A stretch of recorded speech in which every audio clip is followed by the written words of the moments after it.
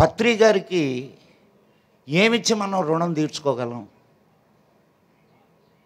పరమ పూజ్య గురుదేవులు మానవ అంశతో ఈ భూమి మీద జన్మించి మనకు నడక నేర్పిస్తారు.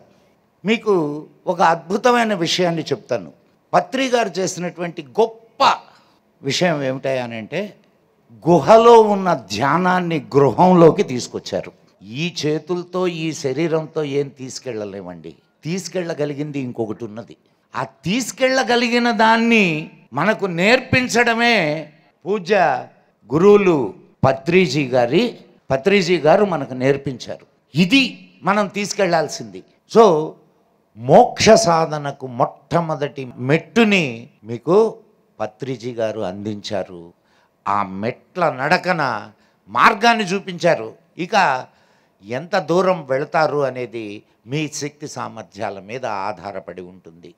ఎప్పుడు కూడా మనం నడిచేటటువంటి దారి మనకు ఖచ్చితమైనటువంటి అది సన్మార్గం అయినప్పుడు మోక్షానికి చేరువ చేస్తుంది.